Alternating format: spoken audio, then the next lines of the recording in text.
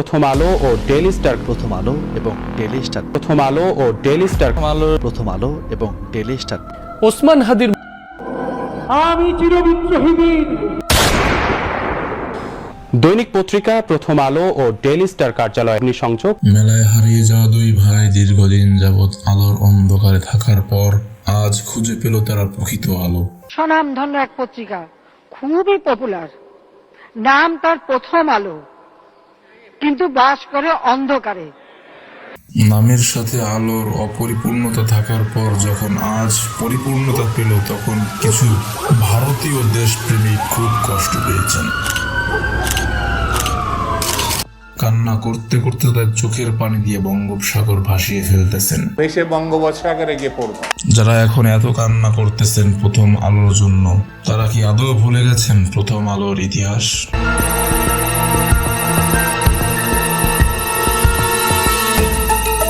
নাকি সুশীলতা দেখিয়ে ভারতের তাবেদারি মেনে নিয়ে ক্ষমতায় আসতে চাচ্ছেন? আমাদের দেশে একজন প্রকৃত অলরাউন্ডার ছিলেন। না, আমি কোনো জুয়াখোর, স্বৈরাচারী, ফ্যাসিস্ট, বিদেশ প্রেমিক, স্বৈরাচারী সাকিব আল হাসানের কথা বলতেছি না। আমি বলছি প্রকৃত দেশপ্রেমিক শরীফ ওসমান হাদির কথা। আমার হাতি দরকার। একজন পিতা, একজন স্বামী, একজন শিল্পী, একজন বন্ধু, একজন ছেলে, একজন রাজনীতিবিদ, একজন লেখক, একজন সাধারণ মানুষ, একজন শিক্ষক, একজন নেতা। আমার দেশের জন্য হাতি দরকার, এইটুকু বুঝি। আমি চিরবিদ্রোহী বীর। বিশ্ব ছড়ায় উঠিয়াছি একা, চির উন্নত মানুষের। তার সবচেয়ে বড় পরিচয় ছিল তিনি ছিলেন আমাদের কণ্ঠ। ভারতীয় আগ্রাসন, আধিপত্যবাদের বিরুদ্ধে আমাদের কণ্ঠ। সেই কণ্ঠকে আজ ওপার থেকে দাদাবাবুরা চিপে ধরেছে এবং আমাদের কণ্ঠ রোধ করে আমাদেরকে বোবা করে দেওয়া যায়, যাতে আমরা পরবর্তীতে আর কোনো প্রতিবাদ না করতে পারি। হাদি ছিলেন আমাদের সম্মুখ জুলাই যোদ্ধা। তিনি ছিলেন আওয়ামী স্বৈরাচারের বিরুদ্ধে সর্বদা সজাগ এবং ভারতীয় আধিপত্যবাদের বিরুদ্ধে এক প্রাচীর।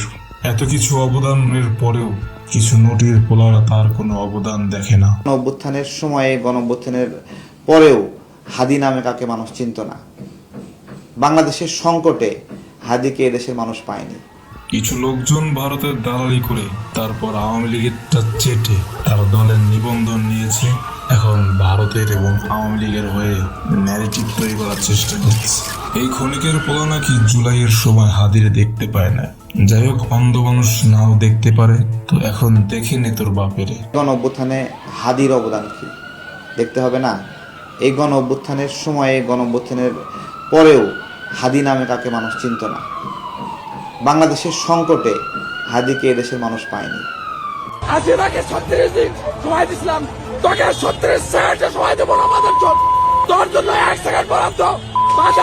কুসুম কুমারী দাসের একটা লেখা কবিতা ছিল, আমাদের দেশে হবে সেই ছেলে কবে, কথায় না বড় হয়ে কাজে বড় হবে। আমরা এখন আর সে কথা বলতে পারবো না। আমাদের দেশে সে ছেলে হয়েছিল, কিন্তু আমরা মেরে ফেলেছি। তবে আমাদের দেশে হাদির প্রয়োজন রয়েছে। আমার হাতি দরকার। আমি চাই আমার ছেলে যেন হাতির মতো হয়। এই দেশের জন্য এখন হাতি দরকার। আমি আমার দেশকে ভালোবাসি। আমার দেশের জন্য হাতি দরকার, এইটুকু বুঝি। প্রতিটি ঘরে ঘরে হাতি দরকার। ভারতীয় আগ্রাসনের বিরুদ্ধে আমাদের হাদির প্রয়োজন। বেঁচে থাকতে আমাদের গোয়েন্দা বিভাগ বা প্রশাসন তাকে নিরাপত্তা না দিতে পারলেও আজকে লোক দেখানোর জন্য তার নিথর দেহকে নিরাপত্তা দিতে এসেছে, যেন শাক দিয়ে মাছ ঢাকার মতো। এত টাকা পয়সা দিয়ে গোয়েন্দা বিভাগ রাখার পর যদি গোয়েন্দা বিভাগ আসামিদের না ধরতে পারে, তাহলে সেই বালের গোয়েন্দা বিভাগ আমাদের কি আদৌ কোনো প্রয়োজন আছে? আর অন্যদিকে একজন সাংবাদিক আছেন যিনি কয়টা বুলেট মারার কথা ছিল, কোন পথ দিয়ে গিয়েছে, কার মাধ্যমে কিভাবে গিয়েছে, সব ওনার জানা ছিল।